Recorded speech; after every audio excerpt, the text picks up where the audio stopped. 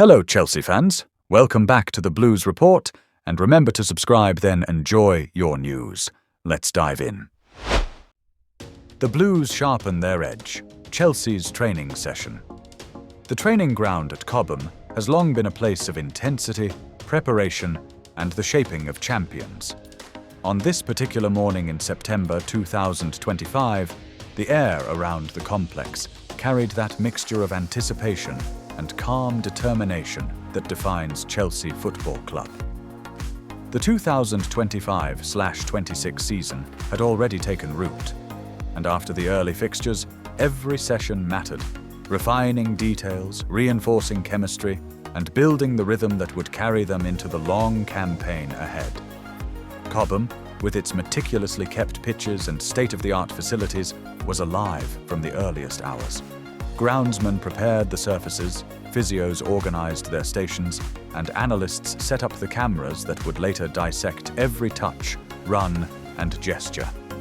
It was not just another training day, it was another brick in the foundation of Chelsea's season.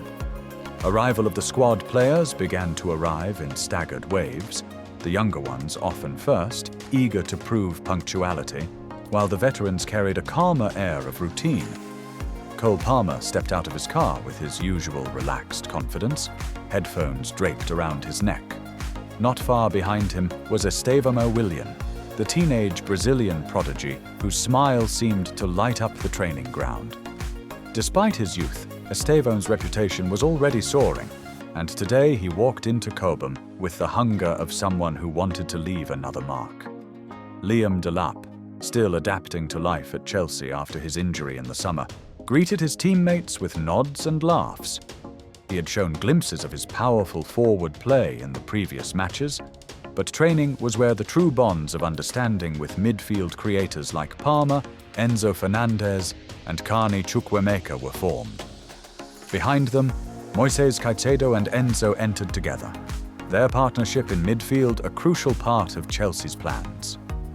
Enzo, with his calm composure, and Caicedo, with his tireless energy, often reflected the duality of Chelsea's football, artistry balanced by industry.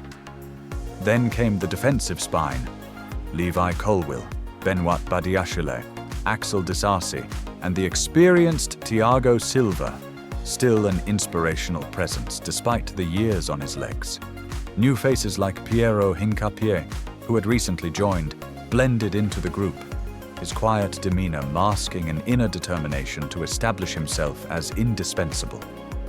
Robert Sanchez and Georgia Petrovic, the goalkeepers, were already in gear, preparing for their own specific routines. For them, training was not just about shot stopping, but about building communication with defenders, learning tendencies, and commanding the back line with authority. Warm-up and sharpening the session began under the guidance of the coaching staff. Warm-ups were a mix of dynamic stretches, rondos, and sharp passing exercises designed to awaken the body and the mind. Rondos in particular revealed the spirit of the team. Shouts of laughter when someone was nutmegged, applause for quick flicks, and groans when the defenders caught the ball. Estevao, despite his tender age, drew admiring glances with his footwork in the small circles. His quick changes of direction left senior players chasing shadows. Cole Palmer, ever cheeky, flicked a ball through Conor Gallagher's legs, causing a ripple of laughter. Gallagher, however, took it in stride, sprinting harder to win the next challenge, showing the energy and leadership that kept him integral to the squad. Positional drills after the warm-up, the players divided into groups for tactical drills. The defenders moved to one side of the pitch with the assistant coaches, working on shape, pressing triggers, and line coordination. Colwill and Hincapié were often paired, their left-footed balance giving Chelsea a new dynamic in building from the back. They rehearsed situations where opposition attackers pressed high, practicing composure in playing out calmly. Meanwhile, the midfielders rehearsed transitions. Caicedo broke up mock attacks, immediately distributing to Enzo, who in turn looked up for creative outlets. The fluidity of these drills was striking. Enzo dropping deep, Palmer tucking inside, Estevao floating wide before suddenly darting into space. Chelsea's staff encouraged speed, decision-making, and efficiency. Every pass had to have purpose. Forwards like Delap, Joao Pedro, and Nicholas Jackson worked on finishing patterns. Wide players like Noni Madueke and Mikhailo Mudryk bombed down the flanks, delivering crosses into the box. Jackson's movements were sharp. Delap's physical presence bullied defenders in practice. Joao Pedro showcased flair with dummies and curling efforts that tested the goalkeepers. Intense small-sided games, the highlight of training was always the small-sided games. Coaches reduced the pitch size, demanding quick play, sharp pressing, and relentless energy. It was here that Chelsea's identity crystallized. Aggressive counter-pressing, fluid interchanges, and ruthless finishing. One moment stood out. Estevao, receiving the ball under pressure, spun past two markers with a dazzling feint before slipping a perfectly weighted pass to Palmer. Without hesitation, Palmer chipped a delightful ball over the on-rushing goalkeeper for Delap to finish. The move drew applause not only from teammates, but also from staff watching from the sidelines. Mudryk, often criticized for inconsistency, had his moments of brilliance, gliding past defenders with his raw pace, cutting inside, and unleashing shots that forced spectacular saves.